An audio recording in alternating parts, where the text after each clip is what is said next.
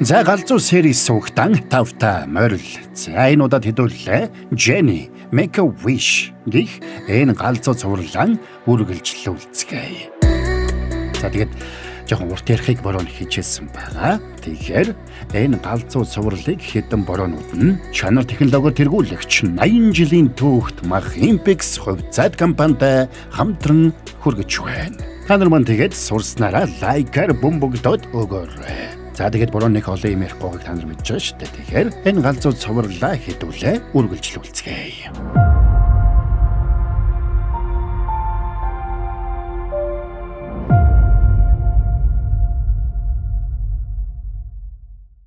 Хоёр дахь хүсэлчин болохоор сайн бодсон байгаа зү. Миний имийг надтай чицүү залуухан болгоод өг. Гэхдээ одоо биш. Маргааш оршуулгад оролцсон. Тиймээс 72 цагийн дараа залуу болгоорой. Энэ хүсэл нь миний иблисийг шоконд оруулнаа. Одоо бүр хүсэлтэндээ цагийн хуваар тавьдаг болчихоо юу.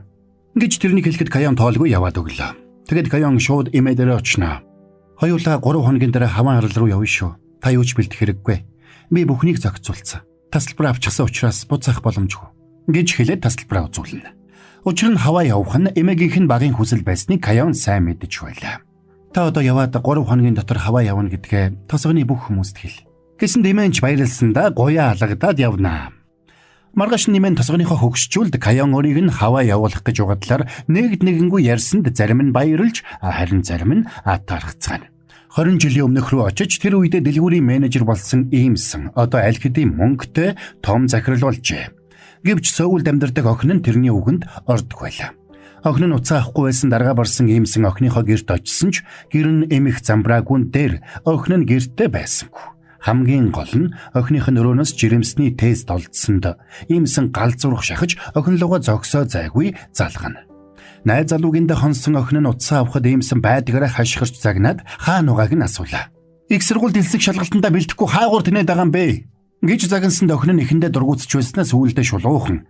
Би их сургууль сурахгүй. Их сургуулийн зэрэггүйгээр амжилттай амьдарч чадна гэж томрлоо. Арга барсан иймсэн ойлнаа. Учир нь өмнө нь дэлгүүрийн ядуу ажилтан байх үедээ охинтойгоо эв найртай сайхан амьдардаг гэж. Энэ үеэр Иблис гарч ирээд 3 дахь хүслээ хэлэх хэсгийг асууж хүсвэл өнгөрсөн үе рүү буцааж өгье гэж хэлнэ. Гэвч иймсэн энэ удаад 3 дахь хүслээ гамнахаар шийддэг.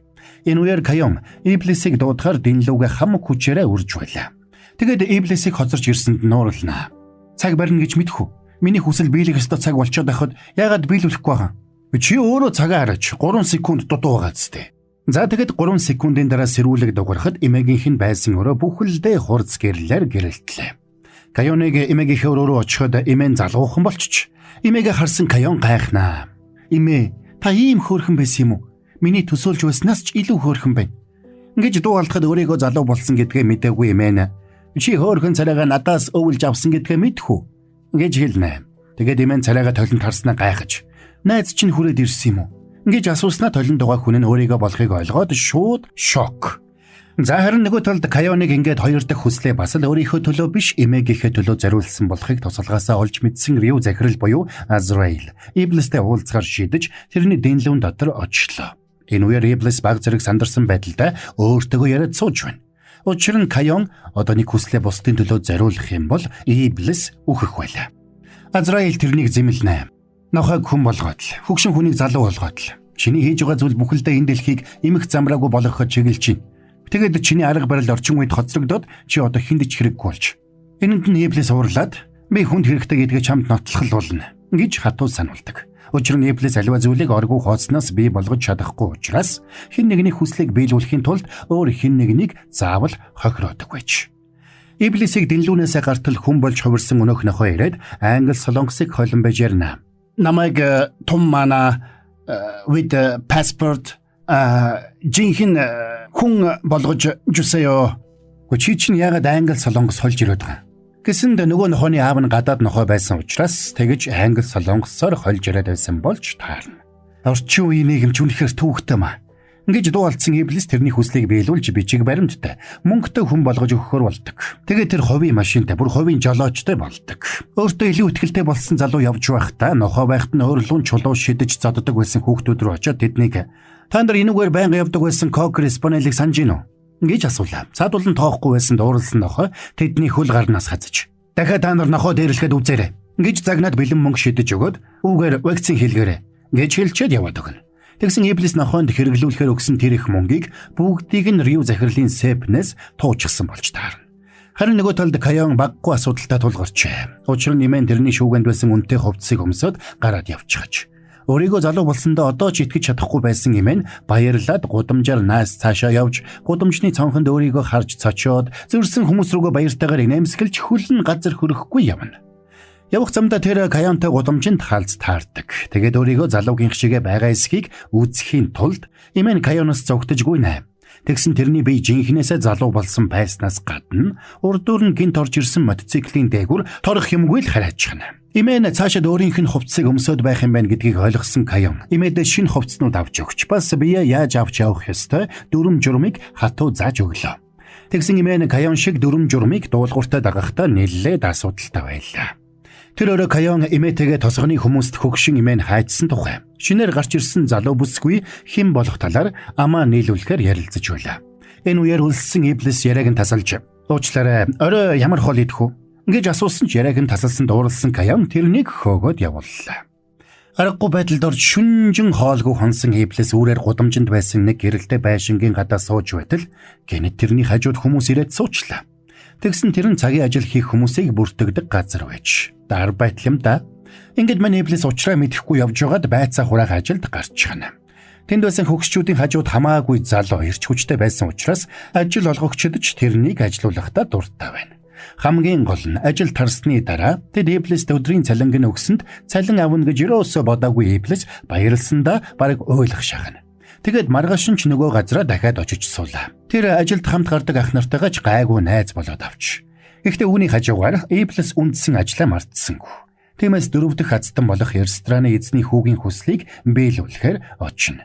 Тэр үеэр мань хүн ой дунд явж байгаад нэг бугыг санамсаргүй дайрцсан зогсчихлаа. Залуугийн нэрийг Санта гэдэг. Энэ үеэр Иблис гарч ирээд 3 хүслээ хэлгээсэнд цаадах нь итгэсэнгүй.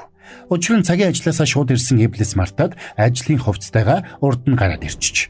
Тэгээд нөгөө нөхрийг "Хэрвээ чи үнэхээр бэрд юм бол энэ бугыг амьлуулах л та." Ингэж хэлсэн даруйд нөгөө буг амьлаад гүүгээд явчихна. Энийг харсан Санта уурлаад "Чи бэрд юм бол миний зарц гэсэн үг үстэй. Яагаад ийм дэмий юмд миний нэг хүслийг үрүүлж байгаа?" гэж ууралж барьж байсан зүйлээрээ тэрнийг цохих гэж оролдсон ч Иблис оногдсонгүй. Иблис ч хариу уурлаад машиныг нь хөдөлгөж тэрнийг мөргөх шахаад зогсно. "Би чиний хүслийг л биелүүлж өгнө гэсэн болохоос чи миний жинхэнэ эзэн биш шүү." гэж мань хүн хатуу сануулчаад яваад өгдөг. Ингээд Санта нэг хүслээ дэмий юмд үрсэндээ харамсаж хашгирсаар хоцорлоо. Нөгөө талд 5 дахь азтан болсон залуугийн YouTube суваг амжилт муудаахан байна. Гэвч дэнлүү харагдах хүртэл ямар нэг зүйлийг шунж хүсээг байлаа.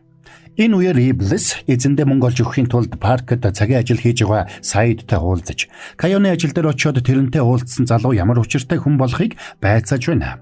Тэгээд тэр хоёр их сургуульд хамт сурч байхдаа Уайлс бүжгийн дугуйлангийн хамтрагчид байсан болохыг сонсоод хардсандаа дээлбэрх шахдаг. Тэгээд цаг хугацаагаар аялж тэр үед нь очиод нөгөө залуугийн хөлийг гэмтэж орхино. Тэр залуу болон тэрний гэр бүлийнхэн Кайоны тосгонд саяхан нүүж ирээд тосгоны захад байх маш үнэтэй байшинг худалдаж авсан байлаа. Хачирхалтай нь тэдний байшингийн гадаа хашаанд ямар учиртай нь мэдэгдэхгүй олон залуучууд цуглаж. Энийг нь анзаарсан тосгоны дарга тэднийг явж очиод юун хүмүүс болохыг нь асуусанд цаадах нь "Манай гэр бүлийнхэн" гэж хариулахаас өөр тоомтой зүйл хэлсэнгүй. Арга барсан тосгоны дарга тэрнээс нэрийг нь асуусанд "Жунгу" гэдэг гэж хэлчихэд тэнд байсан нэг залууг дуудаад "Энэ хүнд уцсны дугаар өгч" гэж хэлчихэд яваад өгнө. Тэр өөрөө Кайон Имэгээ хянж байхын тулд байшингийнхаа гадаа камер суулгана. Тэгээд буцаж явахдаа Имэн тариалангийн талбайгаа ухаж ямар нэг зүйлийг хайж байгаатай таарлаа. "Имэ, наан чинь мөнгө байхгүй, айлерт авцсан." Гэхдээ Имэн цочлоо. "Тэр мөнгийг чинь хандуулсан." "Гэхдээ тэр их мөнгийг бүгдийг нь үү?" "Бүгдийг нь биш ээ. Харин үлдснийг нь би хувьцаанд оруулсан." Гэхдээ Имэ баярлж "Тэгвэл хоёулаа ашига 50-50-аар хувай. Та тийм их мөнгөөр яах гээд байгаа юм бэ?" гэж Кайон уурлаа. Кайон Имэгийнхээ мөнгийг өгсгөөд зогсохгүй найз Минжигийнхээ сургалтын төлбөрийг хүртэл төлсөн байж. Тэр өөрөө Кайоныг найз Минжитэйгээ хоол идээд сууж байтал тосгоны хөгшчүүлийн нэг тараад Имэн хаваа явцсан байхад яагаад энд сууж байгааг нь асуулаа. "Надад ажил гараад үлдсэн юм аа. Чи тэгээд тасалбараа буцаахын оронд надад өгөхгүй яасан?" гэж хөгшин ууралж загнчаад яваад өгнө. Маргааш нь Кайоны Имэ өсчний газрын үүдэнд зогсож байхдаа скутертэй залууд дайруулахаа шахахад Минжи тэрнийг аварснаар тэр хоёр сайн найзууд боллоо. Өмнө нь тосгонд нь харагдаж байгаагүй залуу бүсгүйг хараад Минжи гайхаж хэн болохыг нь асуусанд Кайоны эмээ Кайонто тохирсон ёсороо намайг Минжи гэдэг. Би энд 6 сар төр байхаар ирсэн гэж хэлдэг. Энэ үеэр банкнд ажилладаг Богён ажил дээрээ дарагдаа зэмлүүлж байна. Учир нь тэдний шинээр гаргасан тэтгэврийн нэрийн дансны үйлчилгээнд хамрагдаж болох тосхны хамгийн баян хүн нь Кайон гэдгийг дарган сайн мэдэж байлаа. Тиймээс дарга нь Богёныг тэрэн дээр очоод банкных нь үйлчлүүлэгч болохыг гуй гэж шахна. Энэнд нь дургуутсан Богён ажлынхаа цайны өрөөнд аяг тавгаа угааж байтал өмнө нь шидэт энлүү гараад ирлээ. Тэгээд Иблис 3 хүслийг нь биелүүлж өгнө гэхэд Богён эхэндээ гайхажууснаас сүүлдээ галзуу юм шиг баярлаад олон юм бодлогүй шууд хэлнэ. Кайоны дансанд байгаа мөнгийг надад өг. Чи Кайон шиг баян боломор байгаа юм уу? Гүй, Кайоныг мөнгөгүй болгоод дансанд байгаа бүх мөнгийг нь миний данс руу шилжүүлээд өг. Иблис тэрний хүслийг биелүүлж өгсөнд Богёны дансанд мессеж ирээд Кайоны данснаас 10 сая воныг үйлгээ хийснийг мэдэгдлээ. Энэ мэтэр Кайоны данс нь хоосортол шилжүүлгийн дээд хэмжээ болох 10 сая воноор тэрний данс руу шилжсээр байхаж. Тэр өдөр Кайон Богёны энэ хүслийг дэвтэртээ тэмдэглэж байтал Иблис тэрэнд "Чи энэ байдлаар мөрийгөө алдах нь бололтой" гэж тохуурхангүй хэллээ. Кайонч тоосон шинжгүй. "Тийм болтой. Одоо яа ихэвд" гэж хэлчихэд босоод Иблисийг тэмэрдэг. Гайхсан мань Иблисийг юу болоод байгааг асуухад "Чи надад хаяач болов зөөлөн хандаж болохгүй юу?" гэж асууж байсан тэр хүслийг чинь биелүүлж өгч чинь. "Хэрвээ би өгчвөл чамайг тэврэх хүн байхгүй штэ" гэж хэлнэ. За ингэ зогсож байхдаа Кайон тэнд байсан нэг элсэн цагийг хараад ямар учиртай болохыг нь асуухад Иблис "Наадах чинь цаг бишээ, авс" гэж авна. Энэ Кайоны сонирхлыг татсан учраас тэр дөрөө тэрнийг түлхэж орхиод "Авс ийм жижигхэн байж болдог байх нэ" гэж гайхлаа. Учир нь Иблис тэр элсэн цаг дотор Кайоны чандартай элсийг хийсэн байж. Тэр өдөр Кайоны ажил дээр нөгөө нууцлаг байшинд ирсэн айлын нөхөр хүүгийнхээ хамт хурж ирлээ. Тэгээд машиныг нь засах хооронд хүүгээ Кайонтой үлдээгээд явна. Гартаа түүхийн ном барьсан тэр хүү Кайоноос элдвийг шалгаж Эртний Солонгос болон Араб улсуудын хоорондын харилцааны талаар ярьсанд Кайон тэрнээс салахын төс боллоо. Тэгсэн яг энэ үеэр замын нөгөө талд Кайоны эмээ тэрний хамгийн үнэтэй өсгийтэй гутлыг нь өмсцэн өсхийг нь хугалчих шахаад эв хавгүй явж байгааг харсан Кайон сандраад Саидыг дуудаж өөрөө эмээр үгээг гүйдэг. Тэгсэн нөгөө хүү Саидын сүүдрийг хараад тэр нь хүний биш ирвэсний сүүдэр болохыг ойлгоод гайхсан ч энэ тухайгаа Саидад хэлсэнгүй. Эмээ ирчээрээ явсаар нэг кофе шопд ороод автомат менюгээс кофе захиалах гэсэн ч ажиллаулж чаддаггүй. Тэгсэн яг тэр үеэр Кайоны найз Минжи тэнд байж тараад эмээд тусалснаар тэр хоёр кофе шопд элдвийг ярилцаад хэсэг сууцгаана. Харин тэдний Кайон гаднаас нь анхааралтай ажиглана. Тэгээд тэр хоёр хөгжилтэй зүйл ярилцаад инээлдэж байгааг хараад битүүхэндээ атаархдаг. Нөгөө талд бүх мөнгөө Иблис талдсан Рю захирал буюу Азраил ууртай байна. Түгээр зогсохгүй Иблис тэрний өрөөний хананд байсан авраг том зурган дах сахиусан тэнгэрүүдийн нүдийг хараар будцсан учраас Азраил бүрч ууртай байлаа. Тэгээд тэсгэл алдаж автомат тоглоомын өмнө сууж байсан Иблис дээр ирээд тэрнийг дагуулж нэг лонхтой усан дотор ороод тэрнээс яагаад мөнгийг нь хулгайлаад золбин нохонд өгснийг асуулаа. Чи өөрөө орчин үеийн системийг ойлгохгүй байна энэ гэж намайг шүүмжлээ үсттэй. Чиний тэр сейфэн дотор системээс гадуурх мөнгө байсан болохоор надад өөр арга байгаагүй гэж мань Иблис тохуурхангүй хэлдэг. Азраил уурлаад тэрнлүү тайрсан ч энэ удаад бэлтгэлтэй байсан Иблис тэрэнд ялагдсангүй. Харин Азраилийн далавчийг мөсөнд гацааж орхиод тэндээс гараад явна. Тэрээр Кайон дэнлүүн дотор суугаад инээж үйсэн зүйдээ санаж юу болсныг эргээд санах гэж хичээсэн ч тодорхой зүйлийг сандгүй. Тэгсэн Азраил ирлээ. Иблис 3 хүслийг чинь биелүүлж дууссаны дараа чамайг ална гэдгийг чи мэдж байгаа юу? Би тэрнийг 1000 жил дэнлүүнд хорцсон юм чинь аргагүй зү. Тэр үед чиний өгсөн шалтгаан чинь ч бас Иблистэй холбоотой гэж чи бодохгүй байна уу? Хүсвэл би чамайг тэр үед аваачиж харуулах юм уу? Би чамд итгэхгүй байна. Иблис миний дүүч гэсэн. Тэрнээс урт хугацаанд миний дайсан байсан. Би бурхны хүслээр хүмүүсийн өмнө бүх хийсэн бол Иблис бүхийг өгөв. Тэр чамайг одоо алахыг л хүсэж байгаа. Дайсны минь дайсан миний нөхөр гэдэг баха. Гэхдээ Кайон юу ч бодлогүй хурц шүүрч аваад "Зайл, чиний царанаас худал хурамгч нь илэрхий харагдчихэв" гэж хэлээд Азраилийн өрлөө яахыгийн зургүй цохиод авна. Энэ үеэр Азраилийн туслах Ирэм Саидтай болзож хоол идээд сууж байлаа. Тэгээд эзэн нь хацралууга хүчтэй цохиулахыг тэрч бас биеэрээ мэдэрч цочирдно. Юу болоод байгааг ойлгосон Саидж сандарч тэндээс гүйж гарлаа. Маргааш өглөө Кайоны ажлын газарт цагдаа нар ирэхэд Саид өчигдрийн хэрэгээс болоод Рю захирал Кайоныг цагдаад өгчээ гэж боддог. Тэгсэн цагдаа нар сургаггүй алга болсон эмэгтэйг сургалж ирсэн байж. Саяд алга болсон эмэгтэйг олоход туслахаа илэрхийлж зургийг нь үнэртсэнд сандарсан Кайон тэрний шилэн хүзүүнээс шүүрч аваад би энэ зургийг дараад үлдээ. Ямар нэг зүйл сануул эргээд мэдэгдээ. Ингэж хэлэхэд цагдаа нар яваад өглөө. Тэр өглөө хотын захад нэг хөгшин гэртээ ганцаараа байж байхдаа нас барсан байхыг хүмүүс олж багахан шууган дээгдэнэ. Энэ бүхнийг холоос харж байсан үхлийн сахиусан тэнгэр Азраилд туслах нь хэлнэ. Та энэ бүхнийг арай энгийн байдлаар хийж болохгүй байсан уу? Би үндсэн арга барилаараа ажиллавал байнга тайлан бичих ёстой болно. Саяхны хүртэл би тэгж ажилдаг байсан. Нас барах гэж байгаа хүний сүүлийн хүсэлтийг нь сонсоод л хүнд хувцастай нааш цааш яваад л үнэхээр ядаргаатай. Энэ үеэр Иблис автомат тоглоомдор очижсэн өөрөө өөртөөгөө тоглож байлаа. Энэ үеэр Иблистэй автомат тоглоомоор байнга хамт тоглодог хүү ирээд та чинь том хүн байж гигэн цагаан өдөр ажил хийх оронд ингэ тоглож идэг. Кайон танд дургүй байх нь аргагүй юм байна гэж хэллээ. Энийг сонссон Иблис гайхаад Кайон үнэхээр надад дургүй гэж хэлсэн юм уу? Ингэж асуухтаа зэрэгцээд Саид эзэн дээрээ чухал мэдээтэй хурж ирлээ. Тэгээд Азраил Кайонтой уулзаж тэрнийг Иблисээс болж нас барж байсан тэр цаг үе рүү буцахыг санал болгосон гэдгийг хэлсэнд Иблис сандардаг. Тэгээд Кайоныг хайхаар гүйсэн ч Кайон ажил дээрээч гэртээч байсангүй. Тэгээд Иблисийг Кайоны гэрт ирэхэд эмээ шидэт хевсийг нь дэлгэцэн хатаагч болгоод ашиглаж байгаа харагдлаа. Тэр бүхэл Кайоны хамгийн үнэтэй брендийн хувцснуудыг өмсцэн гэрийн ажил хийж байна. Гэхдээ наадах чинь их үнэтэй брендийн хувцс гэдгийг та мэдж байгаа юу? Ингэж байнга өмсч байж л брендийн хувцас гэдгийн ашгийг гаргах байлгүй дээ. Ингэж мань нэмээ тоомжиргүй хариулнаа. Тэр мөчид Иблис тэр өдөр дөрөвний өдөр болохыг санаж Кайоныг усанд шумбахаар явсан гэдгийг ойлгодог. Энэ үеэр Кайон далайн ёроолд шумбаад Азраилийн саналыг эргэцүүлж бодож байна. Тэгсэн тэр мөчид далай дотор нэг нууцлаг дүрс бий болж чи үхэх гэж ингэтлээ хижих хэрэггүй. Хэрвээ чи үхэх ёстой бол миний гарт үхэх ёстой гэж хэлчихэд алга болно. Тэр нууцлаг дүрс Иблис байсныг Кайон тэр мөчид ойлгоно. Тэр орой дэлгүүрийн захирал иймсэн нэг чухал зүйлийг олж мэдлээ. Охин нь их сургуульд элсэх шалгалтанд бэлдэх төвдөө очихоо болоод сар гаруй болсон байж. Гайхаж цөхөрсөн тэрнийг яхаа мэдэхгүй зогсож байтал охин нь нэг зочид буудлын өрөөнд төлбөр хийсэн баримт утсанд нь мессежээр ирдэг. Тэр шууд зочид буудалд очиод тэр өрөөлгөнд орсонд тэнд охин нь найз залуутайгаа тамхи татангаа компьютер тоглоод сууж байлаа. Энэ дүр зураг ийм саныг хүнд цохилтод оруулна. Тэгээд тэрний ганцаараа сууж байтал Иблис ирээд 3 дахь хүслээ хэлэх хэсгийг асууж шалгаалаа. Иймснийг эхний 2 хүслээ дэмий өрсөнд харамсаж байгааг мэдээд тэр хэрвээ чи хүсвэл 3 дахь хүслээр чинь би чамайг 2 хүсэл хэлсэн гэдгийг чинь мартуулаад өгч болно шүү.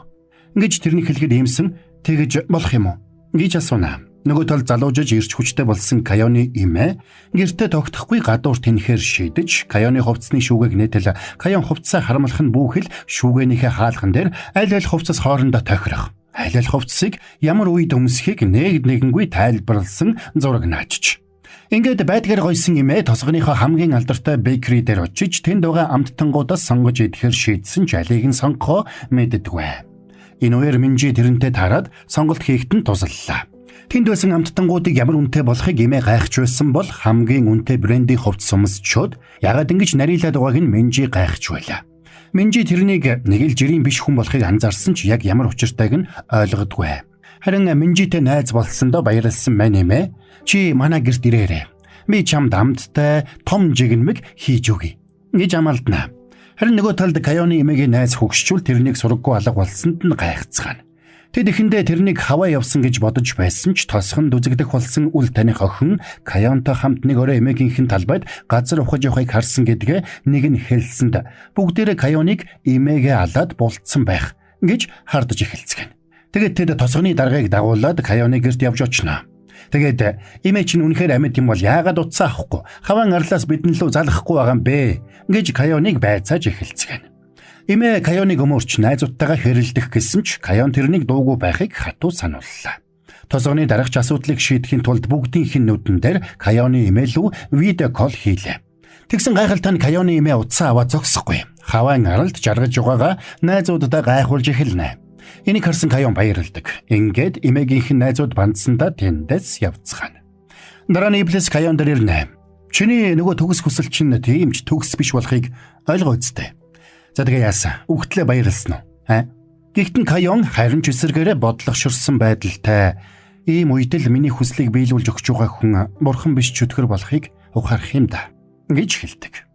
Энэ үг Иблисийг гүн бодолд оруулна. Өдөржин бодлогоширсан тэр хэсэг хүмүүсийг дагаж явсаар тосгоны нууц мөрөгтэй тоглоомын газарт очлоо. Тэр газрыг ажилуулдаг нөхөр Иблисийг тоглох уу гэж асуухад би яаж тоглодгийг мэдэхгүй байна. Хамгийн гол нь надад ямар ч мөнгө байхгүй л дээ. Гэсэнд цаадах нь өдрийн 10% хүүдээ 1 сая вон зээлүүлэхээр болдог. Өөрт нь мөнгө зүгээр өгч байна гэж бодсон мань Иблис баярлаад араб хүний ёсоор тэрнтэй хамраа нийлүүлж талархлаа илэрхийлэх гэсэн ч цаадах нь айгаад цагдаа дуудснаар Иблис цагдаагийн газарт хөргөгддөг. Тэгээд уламжлал ёсоор яах нь вэ? Кайон тэрнийг цагдаагийн газраас сулж авах нь штэ. За тэгээд ууралсан Кайон хэлнэ. Чи бүр байдлаасаа олон нийтийн газар эрэгтэй хүн оролддог болоо юу? Гэж загнаад тэрэнд хавчаарыг нь зүүлгэж угаад зодож эхэлдэг. Гэвч цагдаа нар тэрнийг хараад сэтгцийн өвчтөн байна гэж бодцгоно. Тэр өдөр рестораны эзний хүү дэлгүүр дотор явж байхдаа одоо надад 2 хүслэл үлдсэн гэж зогсолтгүй үгэлж байлаа. Гэсэн ч тэрэнд дэнлүү гарч ирдэг бай. Харин Кайоны дансан дэх мөнгийг авахыг хүссэн Богён тэрний өдрийн гүйлгээний дээд хязгаар 10 сая байгаад бухимдаж байна. Учир нь энэ байдлаар Кайоны мөнгө мөөд тэрний дансанд орж дуусахгүй байлаа. Тиймээс Богён Иблист 2 дахь хүслээ хэлж Кайоны дансны гүйлгээний хязгаарыг банкны өдрийн лимитийн дээд хязгаар буюу 50 саяд хүргэхийг хүсдэг. Манай Иблис ч яг хүслийг нь биелүүлж тэр дороо Кайон банкн дээр ирээд өөрийн хүсэлтээр гүйлгээний дээд хязгаараа 50 сая болгуулах хүсэлтэй өгнө. Дараа нь Богён галзууртлаа баярлж тэр оройд Кайоны барьдагтай адилхан цүнхийг онлайнаар худалдаж авдаг. Маргааш нь Кайоны эмээ нэг бэлтгэлийн талбайд явж очлоо. Тэгээд тэнд бэлтгэл хийж байсан Минжитэй тараад тэрнэр ойр зур бие хамгаалах урлаг заалгахаар болдог. Харин нөгөө талд Иблис байнга хамт тоглодог нөгөө хүүтэй автомат тоглоом тоглохоор сууж байна. Тэгээд тэр задгаан мөнгнүүдээ гаргаж ирнэ. Өнөөдөр би чамайг даана. Нэрээ юу? Та чинь дандаа мөнгөгүй байдаг үстэй. Тэгсэн тэр хүүгийн 2 гар бүхэлдээ хөхнэц болсон байгааг Иблис анзаарч юу болсныг асуулаа. Хүү хойд эцэгтэй зодуулсан гэдгээ хэлээд хурдан том болоод ээжигээ тэгэд өөрийгөө тэр хүнээс хамгаалах юмсан гэж хүслээ хэлнэ. Хүү гөрөвцсөн Иблис хэлнэ. Би чиний нэг хүслийг биелүүлж өгье. Гэхдээ би үнэгүй хүсэл биелүүлж өгч чадахгүй. Чи ядаж надад 100 вон өг. Би танд зариудаар хожигдож 100 вон хэмж өглөө. Тэгэхээр болно үсттэй. Хүүгийн залжин занг биширсэн Иблис чи одоо 12 настай гэвэл тэр нөхрийг 7 жил хэвтэрт байлгахад чи хангалттай там болчихно үсттэй. Ингэж асуулаа. Тэгээд Иблис нөгөө нөхрийг цүл даваад шад цөөвөр чоннуудаар 4 мөчийг нь хазуулж орхино. Тэгээд тэрэнд эрт цагт би ах トゥ нарынхаа төлөө 300 жил байлцсан. Харин энэ удаад нэг дүүгийнхээ төлөө туулалдах ёстой боллоо гэж хэлдэг. За харин нөгөө талд хүн болсон нохой маань нэг замын уулзуур дээр нохой шиг суугаад агаар шиншилж байна. Тэрний энэ хачин байдлыг нэг талаас нөгөө нууцлаг байшингийн залуус дурандж байна. Тэгсэн нөхдүүд хоорондоо монголоор ингэж ярьж ивэл яах вэ? Тэд нэр юу вэ? Яагаад өдөр чинь тгээс сууж байгаа юм бэ? Мэдэгтэй хэрэгтэй юу? За бас нөгөө нууцлаг байшинг тандаж байсан тосгоны даргын хүмүүс ч ой дотроос дурандж харж байлаа. Бас тэднийг ажиглаж байсан жолоочч бас тэднийг яагаад хүмүүс дурандаад байгааг, эзэн нь яагаад ингэж хачин аашлаад байгааг гайхаж бодно. Арга барсан жолооч нь асууна. Гэхдээ та яг ямар зорилгоор энд суугаад байгааг асууж болох уу? Аав намайг энэ уулзуур дээр үлдээгээд явсан юм аа. Би аавынхаа үнрийг авах гэдэл сууж байна. Тэр өдөр Богён шинээр авсан үнэтэй сүнхээ барьсаар ажил дээрээ эртэл ажил дээр нь бөөн хэрэг мандчиж. Салбарын эрхлэгч нь тэрнийг шууд өрөөндө дуудаад Кайоны данснаас яагаад тогтмол дүнгээр өдөр бүр данс руу мөнгө шилжээд байгааг байцааж эхэллээ. Бандсан Богён өөрийгөө ямар ч буруугүй гэж мэлзэж Кайон яагаад өөрлөө нь мөнгө шилжүүлээд байгааг би мэдэхгүй гэж гүрийдэг. Улмаар дарга нь тэрнийг Кайон дээр очиод асуудлаа шийдчихэд ир гэж тулгасанд аргагүй байдалд орсон Богён арга буюу зөвшөөрнө. Харин нөгөө талд Кайон Азраил дээр очижээ. Намайг нас барсан тэр өдөр рүү аваачиж өг. Гэсэнд Азраилч дуртаяа зөвшөөрлөө. Тэр өдөр элсэн цөлд нэг худалдаачдын жингийн цуваа явж байж. Цувааны ард боол бололтой 2 хүүхдийг хүлцэн дагуулж яваа харагдана. Дараагийн эзэн нь тэдний дунд угааг мэдж байсан Иблис тэр хүний үндэстний дүр буюу Солонгос хүний дүр тувирч тэрнтэй уулзахаар хүлээж байлаа. Тэгээд Иблисийн дохоогоор цөлийн цөөвөр чоннууд жингийн цуваа руу дайрсанд тэд сандарсандаа 2 хүүхдийн нэг болох хүүг чоннуудад хайж өгөөд тэндээс бушуухан зогтоно. Бяцхан охин нөгөө хүүг битгий чононд хайж өгөөч гэж гуйсан ч ямар ч нэмэр байсангүй. Чоннууд нөгөө хүүг тал талаас нь хазаж эхэллээ. Цохирсон охин уйлж явахдаа гинэт бүдэрч унаад нэг дэнлүүтэй таарсанд дэнлүүнээс болж хүчтэй салхи үүсээд шорон баг нь босж ирнэ. Хүмүүс айгаад зогтаасанд бяцхан охины өмнө Иблис гарч ирээд 3 хүслийг нь биелүүлж өгье гэж хэлдэг. За сори манайхаа нэг түр пауз авч. Яг үг гэхээр борон та нартай гялс хамтран ажиллаж байгаа чанар технологиор тэргүүлэгч 80 жилийн түүхт Mach Impix хувьцаат компани монголчуудад зориулсан нэг галзуу юмыг сонирдуулдаг. Mach Impix хувьцаат компани түүхт 80 жилийн огоо өгтөн 80 азтантай урамшуулалт хөтөлбөр зарлалаа. Та урамшууллын дугаар болон QR код бүхий тагтай нийслэл хям, бяцлагтай салями, малчин хям, онцгой чанмал хям, зочид чанмал хям, дээж чанмал зэрэг бүтээгдэхүүнүүдийг худалдан аваад таг дээрх QR кодыг уншуулан промо цэг Mach Impix цэгийн вебсайтад нэвтэрч урамшууллын дугаар болон баримтын зургийг бүртгүүлээд олон бэлгийн эзэн болоорой. Чанар технологиор тэргүүлэгч 80 жилийн түүхт Mach Impix хувьцаат компани. Өөртөө адилхан солонгос хүнтэй таарсан боол охин баярлж ихний хүслээрээ чононд идүүлэхээр хаягдсан хүүг амьд үлдээж урт наслуулж өгөхийг гуйсанд Иблис хүслийг нь биелүүлж өглөө. Тэгэд нөгөө хүүг урт наслуулахын тулд цөлд байсан жинчдийг бүгдийг нь алдаг. Учир нь тэд хүүтэй тааруул дахиад боол болгох нь тодорхой байлаа. Дараа нь Иблис охинд хэлнэ. Хоёр дахь хүслийг чинь сонсъё. Манай солонгос улсын хүүхдүүдийг дахиж ийшээ боол болж ирэхгүй байхад тусалж өгөөч. Би дахиж нэгч солонгос хүүхэд над шиг ийм байдалд ороосоо гэж хүсэхгүй байна. Тэгвэл араб солонгос хоёрын хооронд үүссэн худалдааны замыг хаах ёстой болох юм байна гэж хэлээд Иблис алга боллоо. Энэ бүхнийг Азраил Каян хоёр кино үзэж байгаа юм шиг л хажуунаас нь харна. Ингээд Иблисийг эзгүй хайгуур Азраил бяцхан охинд үзэгдээд чиний ихний хүслээс суулж жинчид бүгд өгсөн. Хоёр дахь хүслээс чинь болоод яг одоо олон хүн өгч байна. Учир нь араб солонгос хоёрын хоорондох худалдааны замыг үгүй болгохын тулд яг одоо хүчтэй газар хөдлөлт томоохон цунами болж байна. Тэр бүх хүмүүсийн үхэлд чи буруутай гэж зэмлэлээ. Энийг сонссон бяцхан охин цочирдноо. Тэгсэн Иблис ирлээ. Харин охин чи 3 дахь хүслээ хэл. Би ийм зүйл хүсээгүй штэ. Одоо яах вэ? Би буруу зүйл хүсчихжээ. Тэнийг хэмээн зөв хүсэл гэж байдаггүй юм. Хэн нэгэн ямар нэг зүйлийг олохын тулд өөр хэн нэгэн нөгөө талд заавал алдаж байдаг юм. Нэг хүн амьдрахын тулд өөр хүн заавал өгч байдаг юм. Тэгэд Иблис охиныг цөөвөр чоннуудаараа дайруулж айлглаа. Чиний 3 дахь хүсэл миний амийг авраач гэсэн хүсэл байх болов уу гэж би тааж байна. Одоо хүслээ хэл. Үгүй би бурууга хүлээж байна. Тиймээс хоёулаа шийтгэлээ хүлээе. Энэ нь шудраг хамтдаа тохирох шийтгэлийг авцгаая. Энэ бол миний сүүлийн хүсэл гэж хэлээд өгдөхийн унлаа. Энэ хүсэл Иблисийг сочирдуулна. Энийг харж зогссон Азраил Бурхны бүтээл болох хүн ямар зөв сайхан сэтгэлтэй болохыг чи харж байна уу? Одоо чи шийтгэлээ үүрт хүрт гэж хэлээд ниссэнд Иблис бачимдаж хашгирсаар үлддэг. Шавраас бүтсэн өчүүхэн хүн чи надад ингэж хандаж зөрөглөн гинэ гэж ууралж хэлгэнсэн Иблис үгэлсээр охины цогцос элсэнд шингэж алга болох хүртэл тэндэ ширтэж зогсдог. Эцэст нь Иблис охины бие шингэж алга болсон элсийг алгандаа атгаж авсанд энийг харж байсан Каян тэрний харцнаас өөдхөр гунигийг олж харна. Азраилч Каянд хандаж Иблис бол адгийн амтан. Тэр хүмүүсийг ялзруулж там руу явуулахын тулд бүхнийг хийдэг. Тэр чамайгч бас там руу илгээнэ. Гэхдээ Каян эргэж хараад тэр үед хоёр бяцхан хүүхэд өгч байхад чи хаана байсан? Ийм байж чи өөрийгөө сайн талын сахиусан тэнгэр гэх үү гэж хэлээд шанаадаж унагдаг. Энэ үеэр Саид Ирэм хоёр бас л нэг хоолны газарт болцож байна. Тэгсэн Иремийг хэн нэгэн цохиод авах шиг болохдод зэрэгцээд Саидын зүрх маш хүчтэй өвдөж эхэлдэг. Тэгээд тэр хоёр эзэдэд нь ямар нэг зүйл болж байгааг ойлгоод бушуухан тэндээс гарч гүйцгэлээ. Учир нь Иблисийн бие үнэхээр муудаж галд шатах мэтэл болж байлаа. Эзнийхэн зүрх хүчтэй өвдсөнийг мэдэрсэн Саид Иблистээр яарч ирээд дэнлүүн дотроо хурж ирэхэд Иблисийн бие арай гайгуулчихжээ. Урд өмнө нь хизээж ингэж өвдөхийг мэдэрч байгаагүй Саид гайхсанд Иблис асууна.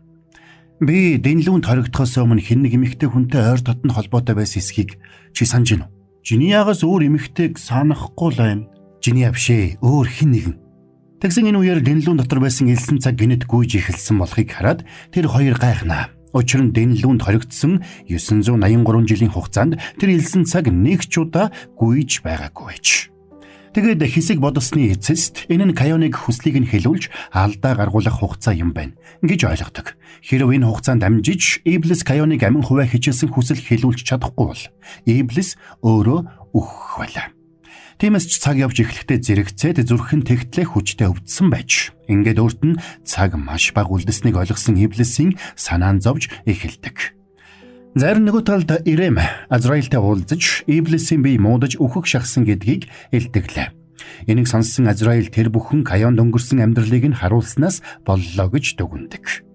Тэр Каёны үхлийг харуулж тэрнийг Иблисийн эсрэг эргүүлэхийг хүссэн боловч эсрэгээр Каёны хойноос Иблис яаж жинхнээсээ гашуудж байсныг Каён олж харжээ. Энийг сонсоод Ирэм цочирдлоо. Тэр 20 жилийн зүрхч бас олж мэдсэн хэрэггүй. Аз болоход тэр энийг арай анзаараагүй. Ер нь Каёныг шахаанд оруулах нь буруу юм байна. Учир нь энэ үйл явдлаас хойш тэрний амьдралын хугацаа уртассан. Азраил үхлийн сахиусан тэнгэр учраас хүний амьдралын үлдсэн цаг хугацаа тэрэнд харагддаг байж. Маргааш нь Каён ажил дээрээ сууж яваад Азраил тэрэнд энэ бол 1041 он гэж хэлж байсныг саналаа. Тэгсэн Иблисийн хоригдсон дэнлүг 1061 онд үйлдвэрлэсэн болохыг дооронд байсан сэлбрээс Каён анзаарсан байж. Эндээс 20 жилийн зөрүү үүсэж байгааг Каён ойлгож эхэлнэ. Энэ үеэр Иблис Каёныг яаж амин хувиа хичээсэн зүйлийг хүсүүлэх вэ гэж толгойгоо гашилгаж байлаа. Тэгээд эцэст нь нэг арга сэднэ. Хүмүүс хайраас болоод баярлж, гашуудж, хүлээж тэмүүлдэг. Тэгээд эцэстээ бүгд хайраас болж сүрцгээдэг. Тиймээс би чадвал Каёныг өөртөө дурлуулна гэж Саидд хэллээ. Гэвч энэ төлөвлөгөөнд нь Саид итгэл муутайхан байлаа. Ажил дээрээ сууж усан Каён интернет ухаж 1041 оны үед Араб Солонгос хоёрын хоорондох худалдаа 8 бүрэн зогсож байсан гэдгийг олж мэднэ. Тэгээд тэр үед хэлсэн хоёр дахь хүслээс нь болоод ийм зүйл болсныг Каён ойлгодог. Тэгсэн энэ үеэр Каёныг өөртөө татахаар хатуу шийдсэн Иблис байдаг гой дээрээ тавьчихсан. Чанга хөгжим их шиглүүлээд обст нь орж ирлээ. Энэнд нь дургуутсан Каён алхаа шүүрч аваад "Наа төгжмө унтраа. Тархи хаг цохилмоор байна уу?" гэж сүрдүүлсэн Иблис айж дуугүй боллоо. Тэгээд тэр дөрөв дахиад өөр дүрд хувирсан ч Каён бас л тоодгүй. Иблис дандаа Солонгосын киноны алдартай жүжигчдийн дүрд хувирах гэж оролцсон нь тэр байлаа. Гэвч Каён энийг нь тоохгүй л байлаа. Тэгээд Иблисийг өмнөөс суулгана. "Намайг нас барахад чи жинхнээсээ шаналж харагдсан. Яагаад тэгсэн? Ер нь чиний амьдралд эмэгтэй бэрд байсан уу?" Гэхдээ сандарсан Иблис "Жиний аяа" гэж дуу алдаад амаа барина. "Та хоёр болцдог байсан уу?" "Дээр үед л дээ." "Тэгвэл тэр үед тэр эмэгтэй бэрдээ хардаг байсан харцаараа над руу нэг хараадах." "Би яаж тэгж чадах юм бэ? Тэр үед би одоогийнхоос өөр царайтай байсан юм чи." "Хоёр нүдтэй, нэг хамар, нэг амтаал байсан биз дээ. Тэр бэрд чинь нөгөө бороо оруулдаг бэрд мөн үү? Тэгвэл өдөр бүр бороо ордог байсан байх та." "Юу вэ? Үнсэлцдэг байсан уу?" "Яалаа гэжтэй. Гүй нэрэ би нэг ажилтан байна." Энэ үеэр сандарсан иймсэн дэлгүүр дотроо хар хурдараа гүйж байлаа. Тэгсэн дэлгүүрт нь хамгийн том захирал нь ирсэн байсан ч иймсэн уулзалтаасаа хоцорсон байна. Иймсэн сандарч уучлал гуйсан ч захирал нь тэрнийг "Өргөдлөө өгөөд зайлаарай" гэж загнана. Уралсан иймсэн тэдний нүдэн дээр лангууга буулгаж хайчаад "Энэ миний халагдах өргөдөл" гэж хэлчихэд яваад өгдөг. Нөгөө талд хүн болсон нохой маань эзний хаж замын хажууд суусаар байлаа. Тэрнийг өрөвдсөн туслах нь тэрнээс "Та аавынхаа талаар ямар нэг зүйл санахгүй байна уу?" гэж асуусанд цаадах нь нохоо байхад нь эзэн нь юу гэж дуудаж, юу гэж загнадаг байсныг хэлнэ. Тэр бүхнийг нь эвлүүлж угаад туслах нь нэг малын эмчийн гэрт очлоо. Тэгсэн нөхөр нэг дугуйг үнэрлээд "Энэ миний дүүгийн дугуй мөн байна" гэж хэлсэнд туслах нь "Манай боссыг багт нь яг л нохоо шиг өсгсөн юм байна" гэж бодоод өрөвдлөө. Тэр Иблисийн хүслийг нь биелүүлж өгөх ёстой ютубер залуу нэг задгай пабд уугаад сууж байна.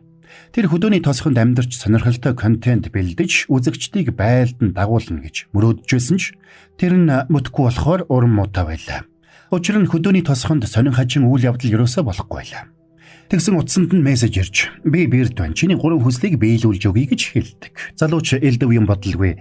"Энэ тосхонд ямар нэг сонирхолтой зүйл болохгүй маа. Намайг энэ тосхоны хамгийн нууцлаг, онцгой үйл явдалтай холбож өг" гэж хэлнэ. Тэгсэн нүд ирмэх зур тэрний хүсэл биелж тэр зэрэгэлдэх ойд ухаан орлоо. Утас нь асаалттай лайв хийгдэж эхэлжээ. Залуу лайв хийгдэж байгааг хараад бантаж зүгээр байгаа мэт дүр үзүүлсэн ч нэг нүхэнд бүдрээд унчихнаа. Тэгэд хөлд орхоо ухаж үзтэл тэнд нэг эмэгтэй арга яс байж таарна. Тэр лайв нь тэр залуугийн хамгийн амжилттай лайв бичлэг болж тэр шууд л алдаршиж эхэлдэг. Тосгоныхын зэрэгэлдэх хойгоос олон жилийн өмнө алуулж болуулсан эмэгтэй хүний цогцос олдсонд тосгоныхын бүгд цочирдож битүүхэндээ Каёныг хардаж эхэлцгэн. Гэвч тэр цогцос 20 жилийн өмнө алуулсан хүний цогцос байсан учраас Кайон тэрнийг алсан байх учиргүй гэж тосгоны дарга үзэж байлаа. Тосгон даяараа зэ охиныг нь хүн амны хэрэгт сэжгэлж явааг мэдсэн юмэн хямарна. Тэгээд миний охин бие барьж хүнд ч буруу зүйл битгий хийгээрэй. Гэсэнд Кайон би буруугүй болохоор санаа зовлтгүй. Харин би үннийг нь олно гэж хэлээд яваад өгнө. Тэр өдөр Бугион Кайон дээр ирлээ. Чамаас болоод миний бүх данс царцчлаа. Чи яг одоо банкн дээр очиж тэр бүх мөнгөө надад бэлгэлсэн гэж хэл. Би чиний гуйснаар хийхгүй. Харин ч би чамайг цагдаад хэлнэ. Би бэрдтэй болсон. Хэрвээ хүсвэл би сүүлийн хүслээрээ чамайг өхүүлсэн ч чадна шүү. Хэрвээ би өхвөл миний бүх хөрөнгө эмээд минь өвлөгдөөд чи юу ч олж долоож чадахгүй. Харин чи сүүлийн хүслээрээ өөр зүйл хийвэл би бас сүүлийн хүслээрээ тэр зүйлийг чинь буцаах болно. Тэгэхээр чи надаас угаасаа юу ч долоож чадахгүй. Гэхдээ Бугион ууралсандаа дэлбэрэх шахдаг. Тэр өрөө Кайон Эблэстэй уулзаад хүн гэдэг үнэхээр муухай юм байна. Би чамд мөрийгөө алдах бололтой гэж хэллээ. Энийг сонссон Эблэс гайхаад тэрнийг тайвшруулахын тулд дагуулад тосгоны хамгийн өндөр цамхгийн орой дээр очлоо. Тэгээд хүсвэл намайг эндээс түлхэж болно шүү. Гэхдээ Кайон тэрнийг түлхэхийг хүссэнгүй. Тэр хүн 5 од байна. Тэр харин Орион байна. Наад однуудыг чи мэдэхгүй хэн байх вэ? Өөр одны талаар яриад өг. Гэхдээ мань Эблэс таанч өөр од мэддэггүй. Сүнс вэж мэдлэг муутай маа. Өнөөдөр чамайг үнсмээр байвч таанч чи өнөөдөр их царай муутай байна гэж Кайоныг хэлэхэд мань Эблэс гайхлаа. Эблэс өөрийгөө хамгийн төгс царайтай гэж маргасан ч Кайон тэрнээс залхаад мөрөө өгдөө гэд баярлсан Эблэсийг мөрөө өгөнгүүт мөрнөөс нь түлхээд унгаачихна. Тэр өрөө Кайон Эблэс хоёрыг гэртээ ирэхэд найз Минжин гэрт нь ирээд имэтэн таарчихсан зогсчихвлаа. Гайхсан найз нь та нар манай найзыг яагаад залдаад байгаа? Паразит кино шиг энэ байшинд үүрэлцсэн юм уу? Одоо тэгээ зойрноос нь хүн гарч ирэх үү? Гэж ууралсанд яг энэ үеэр Сайд тэдний зойрноос гарч ирж таараадах нь. Айж цочирдсан Минжи худаг гаргаад та гурав хурдан иргэний үнэлэхээ үзүүлээд гэж хэлнэ. Мань гуравт ямар юмных нь иргэний үнэмлэх байх вэ? Кайон Минжид би бүхнийг хяналтанд байлгаж байгаа. Чи энэ хүмүүсийн талаар юу ч битээ асуу. Цаг нь болохоор би бүгдийг нь хэлнэ. Гэсэнд Минжи зөвшөөрлөө. Тэр шин тосгоны рестораны эзний хүү Санте өөрийнхөө ажилуулдаг гест хаусаа цэвэрлж угаад шидэгтэн лүү олоод баярлнаа. Тэр Бердэд 2 дахь хүслээ хэлэх гээд яарч байлаа. Тэгээд тэр хутга шүүрч аваад Эблэст би одоогоос 20 жилийн өмнө буюу 2004 оны 12 сарын 23-ны өдрийн 11 цаг 40 минутад очих хэрэгтэй байна. Би нэг зүйлийг заавал шалгах хэрэгтэй байна гэж хэллээ. Эблэс ч тэрнийг шууд тэр өдрийн тэр цагт нь аваачдаг. Нөгөө залуу өдрийн 11:40 биш штэ. Гэхдээ Эблэс чи 11:40-гээ үздэй. 23:40 гэж хэлээгүй штэ. Ингэж гүрийнэ. Энэ үеэр 8 настай Кайон тосгоны нэг имээтэй хамт явж байгааг харсан Санте шөнийн 11 хүртэл цаг байгаа юм чинь энэ муу сэтгцэн өвчтэй бацааныг алчи гэж хэлсэн дууралсан Эблэс тэрнийг багалзуурдаж өөрийг нь алах шахна. 20 жилийн өмнө тэр өрөөс Санте нэг улаан устэй бүсгүйг халаад ойд нэг эзгүй байшинд аваачаад сандалтай хүлж үсийг нь хар өнгийн мудгаар буддаж байж. Энэ үеэр хэн нэгэн тэрнийг харж байгааг мэдээд сандарч байшингаас гарчгүйсэн ч хэн харсныг нь мэдэж чадаагүй байлаа. Тиймээс өөрийг нь харсан хүн хэн болохыг олж мэдхийг 20 жил хүсэж шаналж ирсэн байж. Тиймээс тэр Эблэсийн тусламжтайгаар тэр үедээ очиод өөрийг нь харсан хүн нь ээж нь байсан болохыг олж мэдээд баярлдаг. Учир нь ээж нь тэрнийг цагдаад өгөхгүй гэдэгт тэр итгэлтэй байлаа. Одоо би санаа амар энэ дэлхийг цэвэрлж явдалтай эмэгтэйчүүдийг алж байх боломжтой боллоо гэж тэр баярлнаа. Өөрөөр хэлбэл ютубер залуугийн ойгоос олсон эмэгтэйг 20 жилийн өмнө алсан хүн нь Санте байж. Энийг Кайон олж мэдээд тэрнийг цагдаад барьж өгөх ёстой гэж шийдсэн ч нэг хүслээ хэлэх дутуу байгаа учраас тэр хүртэл хүлээхээр шийддэг. Бас цагдаа нарын ажил дээр нь хайж ирсэн шар үстэй бүсгүйгч тэр алсан болохыг Кайон сэжиглэнэ. Тэрний энэ ухаалаг байдлыг биширсэн Эблэс энэ байдлаараач би ч чамайг ялахгүй юм байна да гэж хэлэхэд нь хэрв өөрийг нь ялвал Эблэс үрд устна гэж Азраилийн хэлж байсныг Кайон санаад чи ялмаар байвал хэлээрэй. Би эмээгээ залуу болгоод авцсан. Надад амьдрах сонирхол угаасаа ч алга. Тиймээс би чамд ялагдаж өгнө гэж тоомжиргүй хэлээд гэнэ. Энийг сонссон Эблэс гүн бодолд автлаа. Маргааш нь Кайон Сантегийн ээжийн ажилуулдаг ресторанд очиод тэднийг ресторанаа зарах гэж байгааг олж мэддэг. Энэ үеэр нөгөө учир битүүлэг байшинд амьдардаг хүү нэг харанхуй өрөөнд сууж байсан нууцлаг хүн дээр очиод хоол авчирлаа Үлсж ивэл идээрэ ингэж хэлээд алим үлдээгээд явна. Сонирхолтой нь тэр шүн тосхон даяараа гүн нойронд давтсан байна. Тэгсэн тэр хүүгийн гэрт байсан учир битүүлэг хүн шадигч бэрд байж таардаг. Тэр бэрдийн дуулах дуг сонссон хүн бүр гүн нойронд давтдаг байж. Харин төрөлхийн сонсголгүй ирэмэл унталгүй үлдсэн байлаа. Учир нь Азраил тэрнийг энэ дэлхийн элдв муу зүйлийг сонсгохгүй гэд хоёр чихийг нь дүлий болгочих. Тиймээс ирэм бусдын амны хайрцгийг уншиж яриаг нь ойлгодог болжээ. Тиймээс шадигийн дууг сонсоогүй ирэм ганцаараа сэрүүн улдаж хөлөө арайхийн зөөж яваа шадита замд таардаг. Ирэм тэрнээс юу хийж явааг нь асуухад шүн богино алхам минь хүнд байна. Би хурдан явахгүй болохгүй гэж хэллээ. Тэгээд шади дэлгүүн дотроо унтаж байгаа иблистер ирдэг. Маргааш нь сандарсан Сайд Каён Азраил ирэм гэд бүгдийг нь дуудаж дэлгүүн дотор авчирлаа. Учир нь хинэгэн иблисийн гарыг ард нь юр бусын уяагаар уйчихсан. Иблис тэрнээс нь мултарч чадахгүй. Яг нь ерөөсөө өргөж дийлэхгүй байлаа. Ингээд бүгд иблистер ирсэн хойно иблис иримээс чи бэрдүүдийн зарц учраас бэрдэд худлаа хэлж чадахгүй. Өчигдөр чи унтаагүй үлдээд юу харснаа хэл. Гэхдээ нэрээ маргагүй байдалд ороод шади нааш ирж явахыг би харсан гэж хэллээ. Энэнд нь Азраил дургүй байсан бол Каён шади гэж хин гэж асуулаа. Иблис ч шади бүгдийг нь дуугаараа унтуулсан байж болох ч миний гарыг ингэж хүлдэг нь ямар хачин юм бэ гэж гайхлаа. Каён хэрвээ бүх бэрдүүд ах トゥ ус юм бол бүгд нэг өдөр төрсөн гэсэн үг үү? Игтэн Азраил тийм ээ. Бурхан бүгдийг нь 4 дахь өдөр бүтээсэн. Харин сахиусан тэнгэрүүдийг 3 дахь, хүмүүсийг 5 дахь өдөр бүтээсэн юм гэж хэлнэ. Ингээд Иблис Азраил хоёрыг маргаж байх зур Каён үг дуугүй хөрөө авчраад Иблисийн гарыг тас хөрөөдөж орхилоо. Тэгээд нөгөө уяг нь Каён тайлж авсан ч Каён тэр уяг ядах юмгүй өргөж байлаа. Тэгээд Каён хөрөөгөө бариад би өнгөрсөн үе рүүгээ очиж өөрийгөө яаж өгөхийг харсан. Чи намайг цүлд өхүүлэх гээд хайсан биз дээ. Гэсэн Иблис Сайд 2 тэрнийг дэнлүүн дотор үлдээгээд зогтаацгаана. Тэндээс Иблис шууд Азраил дээр очиод шади бид хоёр 300 жилийн дайнаас хойш уулзаагүй. Тэр хөлөө чирж явсан бол тэр ч бас хөлөө ийм уяагаар дөнгөлүүлсэн гэсэн үг. Тэр надад ямар нэг зүйл хэлхийг хүсэж чи энэ талаар мэдэж байгаа бүхнийг хэл гэж Азраилыг шахахад мань нөхөр хариудна. Шади өөрийн амьдардаг бөгжийг нэг хүнд сайн дураараа өгсөн. Тэгэхээр шади тэр хүний зарц бишээ гэсэн үг. Үнээс өөр зүйлийг би чамд хэлж чадахгүй. Гэхдээ энэ бүхэн чамаас болсон гэдгийг л хэлж чадна гэлээ. Иблис тэрнээс шадигийн эзэн хэн болохыг шалгаасанд Азраил чиний мөнхөг зангаараа бий болгосон үхшгүй мөнхийн хүү гэж хэлдэг.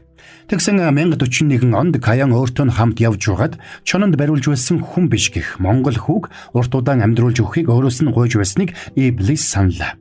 Улмаар охины хүслийг биелүүлж Иблис хүн биш хүүг үхшгүй хөгшөрдгүү болгож өгсөн байж. Тэгэд Иблис цаг хугацаагаар аялж 1041 онд очиод юу болсныг хардаг.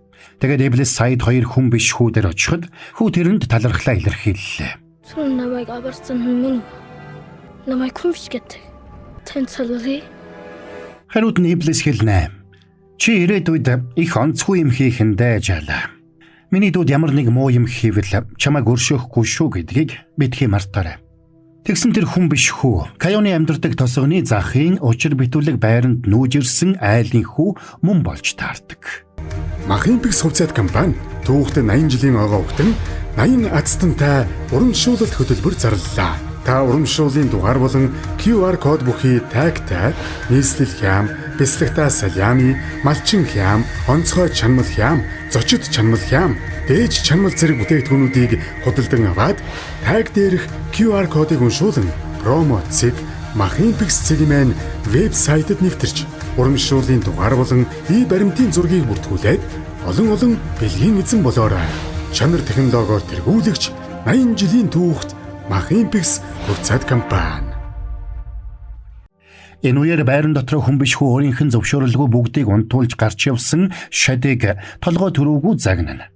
Ах чинь ирээд чамайг аварна гэж горьцсон юм уу? Хэрвээ хүссэн бол би чиний хүлээг биш. Харин хөлийг чинь шидэт уяагаар тушчих чадах байсныг чи мэдээгүй юу? Би чамайг зориуд явуулсан юм. Тэгж байж миний шидэт уяаг тэр шулам тайлж чадах эсхийг мэдэх боломжтой болох байсан юм. Одоо би мэдэж авлаа. Энийг сонссон шадыг сандарч ингэж ярьж болохгүй халид. Хэрвээ болгоомжтой байхгүй бол миний ах чамайг ална. Гэсэнд хүү урдаас нь үгүй. Харин ч би Каёныг алж дэнлэг өөрийн болгоод ахыг чинь зарцаа болгоно гэж хэлнэ. Нөгөө талд Иблисийг дэнлүүн дотор орж ирэхэд дэнлүүнээс гарч чадалгүй гацсан байсан Каён дэлбэртлээ ууралжсэн хүлээж байлаа. Халид гэж хин Би энэ илсэн цагт хүрээд нэг зүйлийг сонссон.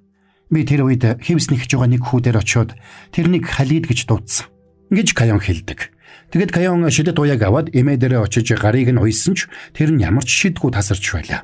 Тэгэд тэд энэ уяан зөвхөн сүнснүүдэд нөлөөлдөг. Тэр уяагаар сүнснүүд л бие биенээ хүлэх боломжтой гэдгийг ойлгоно. Харин нөгөө талд хүн бишийн аавын дүрд тоглож байсан Каяны коллежийн найз залуу айд сандраад бөөлжиж байлаа. Учир нь тэдний байшинд байсан залуус бүгдээрээ хүн биш хүүг аава гэж дууддаг байж. Бас тэр их хэмжээний өрөнд орсон учраас тэд өрийг нь дарж өгөөд оронд нь хүн бишийн аавын дүрд тоглуулахаар тохирсон байлаа. Харин хүн биш асрамжийн газарт зовж шаналсан хүүхдүүдийг авч өөртөө үнэн чухам болгож өсгөдөг болохыг тэр олж мэднэ. Өөрийнх нь 20 жилийн өмнө алаад нуусан эмэгтэй Ариасыг олсон тухай мэдээлэл интернет даяар шуугж яваг хараад сантай дотроо баяртай байна. Тэгсэн тэр орой Каян гинэт тэрэн дээр явж очлоо. Тэгэд сүүлд ажил дээр нэрсэн цагдаа нарын эрен сурвалжилж байсан шаруулстай эмэгтэй зургийг харуулад цагдаа нар энэ эмэгтэйг хайж байгаа. Энэ хүнтэй чамайг холбоотой гэдгийг би мэдэж байна. 20 жилийн өмнө алуулсан эмэгтэйч чамтай холбоотой гэдгийг мэдэж байна. Тэр өдөр чамайг манай засварын газарт ирэхэд ачаан дээр чинь эмэгтэй хүний өсний хар өнгийн будаг байсныг би анзаарсан шүү. Тэгээд зурагтаар мэдээ үзэж байгаад үгсэн хойно цогцсных нь үсийг буддаг байх нь их сонирхолтой юм гэж бодсон. Гэж хэллээ. Энэ үеэр холгүйхэн байсан сүхрүүгээ хяламхийн харж байсан сантай. Энийг нь сонсоод гайхнаа. Каян сууд бүтээл бүрд гарын үсэг байдаг шүү дээ. Тиймээс чамд бэлэгтэй ирлээ. Гээд үсний хар будаг өгдөг. Өөрийг нь цагдаад өгөх оронд ингэж шулуухан ярьсанд нь сантай баярлнаа. Чамайг би надтай адилхан гэдгийг мэдээд байсан юм аа. Үгүй. Би чамтай адилхан биш. Яагаад гэвэл би чам шиг алдаа гаргадаггүй. Тэр Каян Иблистэй уулзаж сантайг сүүлийн хүстэй хэлсний дараа барьж авахын тулд энэ бүхнийг хийсэн гэдгээ тайлбарлана. Гэхдээ чамд итгэхэд хэцүү байна. Учир нь чи худлаа яриад байдаг болохоор. Чиний дэнлүүний доор 1041 биш 1061 онд үйлдвэрлэсэн тухай бичээс байгаа.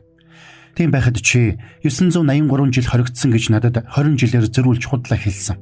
Гэхдээ Иблис гайхаж дэнлүүнийхээ суурийг хараад хэлсэн нь үнэн байгааг мэдээд гайхлаа. Тэгээд Иблис энэ асуудлын учрыг олохоор шууд гарч явдаг. Тэр шөнө Иблис Саид 2 нөгөө учир битүүлэг байшингийн гадаа очсонд Саид үнэртэж байгаад нөгөө үхшгүй мөнхүүгийн үнэр бас шадигийн үнэр энэ байшингаас гарч ийн гэж хэлдэг. Тиймээс Иблис нэг арга сэдэж маргааш нь Каян дээр явж очлоо. Намайг Дубайд хоригдчих зур юу болсныг мэддэг нэг дүү маань байгаа. Тэрнээс очиод ямар нэг зүйлийг тодруулах хэрэгтэй байна. Хамт явцгаая. Би хамт явах ямар хэрэгтэй юм? Чамтай хамт байвал надад аюулгүй гэж юу? Гүй, чи надтай хамт байвал надад аюулгүй. Тэгэхгүй бол хэн нэг намайг дахиад шидэт уяагаар хүлчиж магадгүй шүү дээ. Тэгэд маргааш нь Иблис Саид, Каян, Каяны эмээ, Каяны найз Минжи 5 хамтдаа Дубай явахаар хөдөлцгөнө.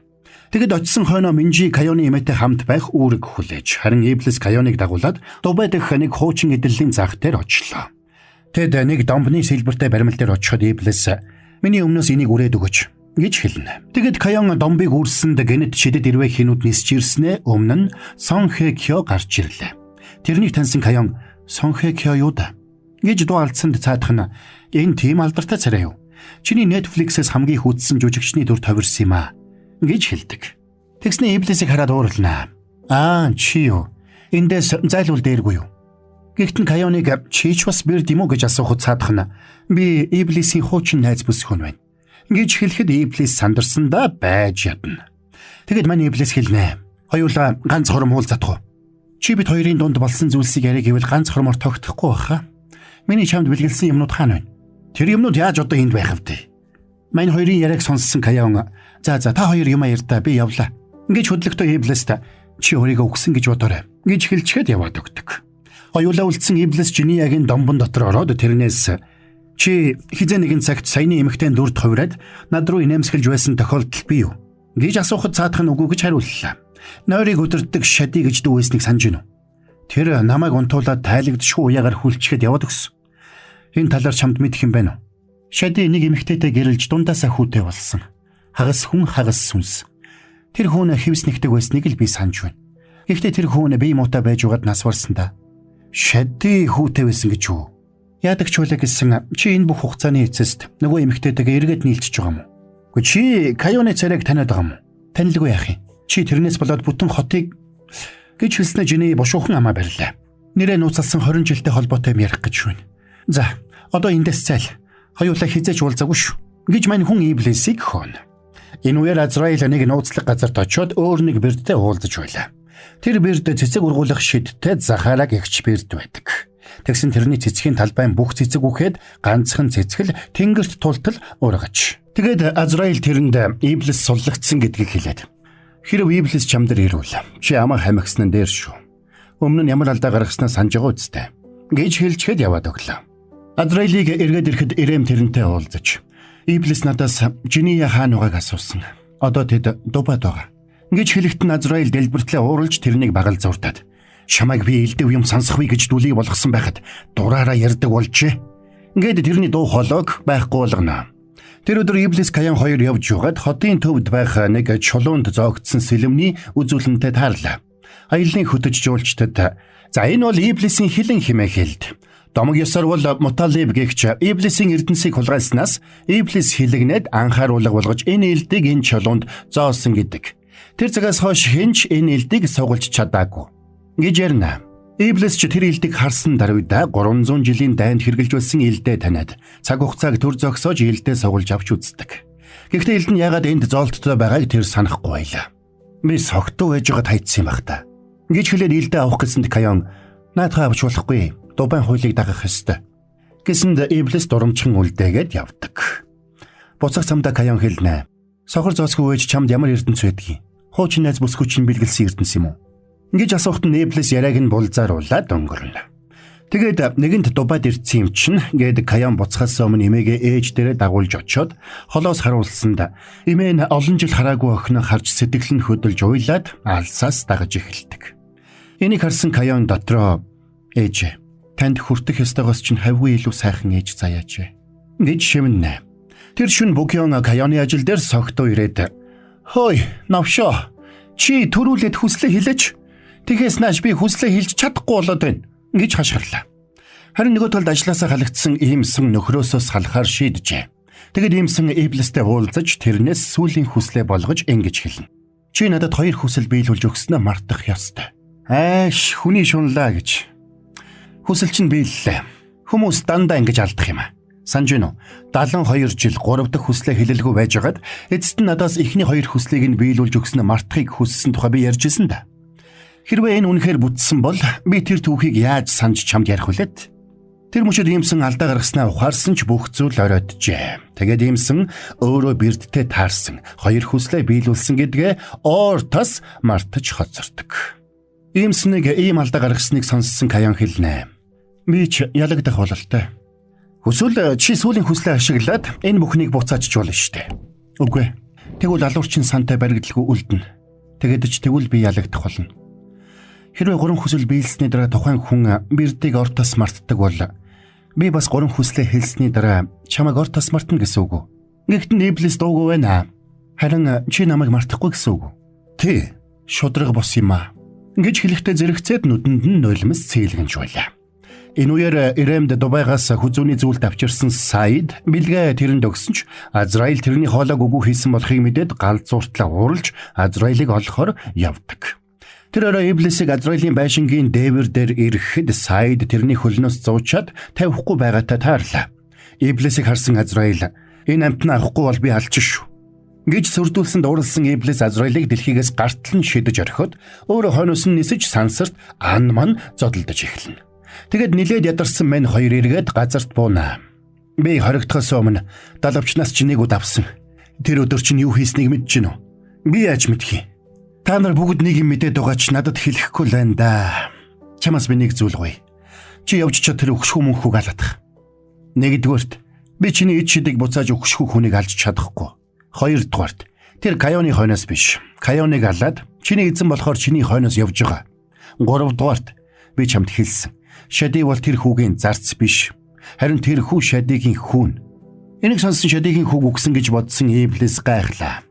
Маргааш өглөө Каян уламжлал ёсороо ууланд алхаж нэг хавцлын ирмэг дээр зогсож байтал коллежид хамт сурдаг байсан нөгөө залуу ирээд "Уучлаарай. Би маш их хүртэй болоод ийм зүйл хийхээс аргагүй боллоо. Тэд нар надад ингэж тушаасан болохоос ямар ч хувийн үш онцон байхгүй шүү" гэж хэлээд Каяныг хавцлаас түлхэж орхино. Унж байхдаа Каян засварын газар задлан хийдэг байсан мэлхийг Минжи найзыг эмээг хамгийн сүлд Иблисийг санаж гэнэт тэр бүхний алдмааргүй мэдрэмж төрдөг. Аз болоход яг энэ үеэр амжиж ирсэн Иблис амийг нь аварсанд Каён би анх удаа айдсыг мэдэрлээ. Айдас үнэхээр аимшигтай юм гэж хэлээд Иблисийг тавирдаг.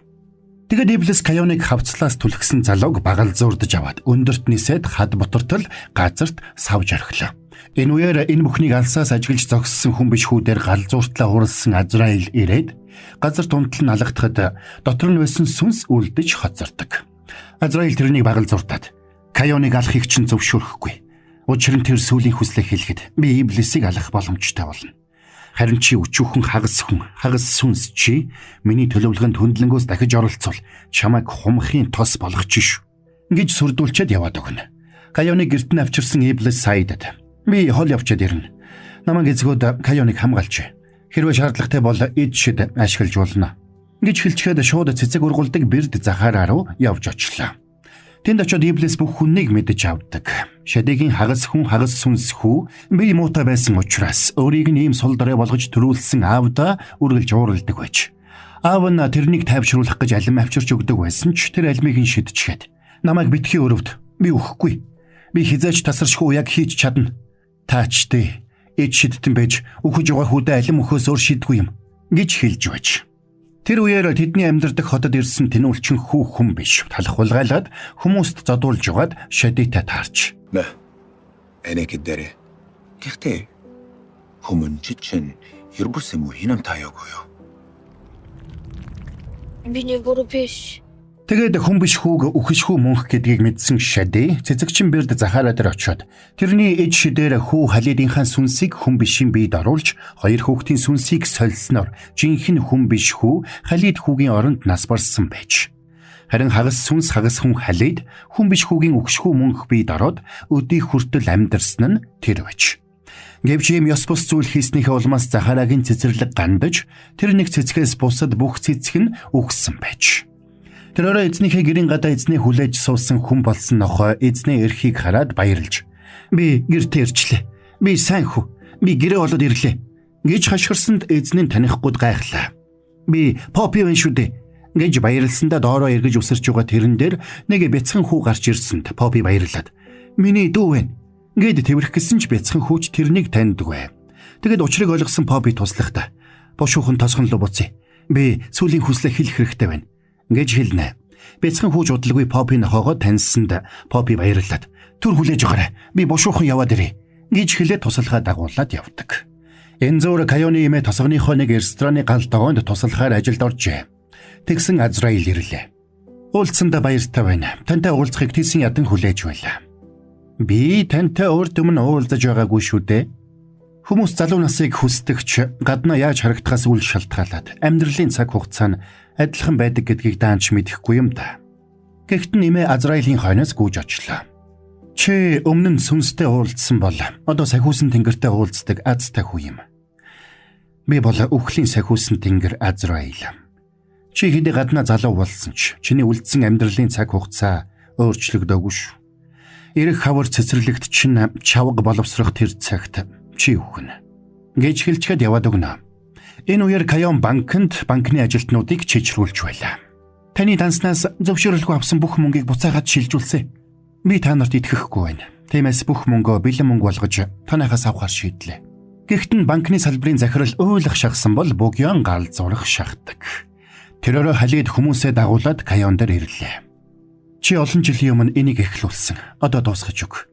Би мөнх амьдрахаас залхаж байна. Чи худлаа ярьж байна гэж Каён хариу хэлчихэд ширээн дээрээс авторик аваад хазрыг нь зүссэнд шархан шууд эдгэрчгэнэ. Энэ үеэр Саид Каёныг хамгаалахын тулд хар ирвс болоод хувирлаа. Үүнтэй зэрэгцээд тосгоны дарга хоёр туслахтайгаа ирээд нөгөө нөхдүүдийг зогсоох гэсэн ч илүү дутуу асуудал хүсээгүй учраас цаадуулна яваад өгдөг. Каён тэдэнд талархал илэрхийлээд та манай гэрт байгаа нэг залуу бүсгүйг бас миний найз Минжи хоёрыг анхаарч хамгаалж угааж гэж гуйсанд цаадах нь зөвшөөрлөө. Энэ үеэр үл үзэгдэгч болсон Иблис Шади дээр ирж уулзнаа. Шади ч тэрнийг хараад юуны тухай ярих гэж байгааг нь шууд ойлголоо. Би хүүгийнхээ сүнсийг өхөшгүй мөн хүүгийн сүнстэй солилцсондоо одоо ч харамсдаг. Гэхдээ Иблис Миний эзэн 3 дахь хүслээ хэлэхэд нь чиний хүү шахалд үзүүлэх ёсгүй. Тэр хүслээс нь болоод би өөхөх байсан ч хамаагүй. Хэрвээ хэтэрхий хол явах юм бол би хүүг чинь алах ёстой болно шүү. Гэж Иблис хатуу сануулдаг. Хүүгээ зогсоож дийлэхгүй болсон гэдгээ шадыг хэлэхэд Иблис тэгвэл хүү чинь надаас ч дор ёр юм уу нэг юм болж. Хэрвээ чи хүүгээ зогсоож дийлэхгүй болсон бол одоо яах вэ? Хүүд чинь би ямар ч өршөөл үзүүлэхгүй шүү. За энэ галзуу сонирхолтой цувралын маань парт 2-ын тайлбар дууслаа гэж. Тэгэхээр хэдэн бороонд нь энэ галзуу сонирхолтой цувралыг чанар технологиор тэргүүлэгч 80 жилийн түүхт Mach-Impix хувьцаат компанитай хамтран хүргэлээ. Mach-Impix хувьцаат компани түүхтэй 80 жилийн ойгоо өгтөн 80 азтантай урамшуулалт хөтөлбөр зарлалаа. Та урамшууллын дугаар болон QR код бүхий тагтай нийслэл хям, бяцлагтай салями, малчин хям, онцгой чанмал хям, зочид чанмал хям, дээж чанмал зэрэг бүтээгдэхүүнүүдийг худалдан аваад таг дээрх QR кодыг уншуулан промо цэг Mach-Impix цэгийн вебсайтад нэвтэрч урамшууллын дугаар болон баримтын зургийг бүртгүүлээд олон бэлгийн эзэн болоорой. Чанар технологиор тэргүүлэгч 80 жилийн түүхт Mach-Impix хувьцаат компани. Тэгэхээр та нар маань дараагийн партийг хурдан оруулаарай гэх нь ойлгомжтой. Тэгэхээр хэдэн бороонууд нь ярилцаж шухаад дараагийн партаар дуустал нь ярьж өгөхийг хичээнэ гэж. Харин та нар маань лайкаар бөмбөгдөд өгөхтөл тэгэл болоо явчих юм шүү дээ. За тэгээд юм байна. Хэдүүлээ тэгээд дараагийн галзуу партаараа эргээд уулзцгаая.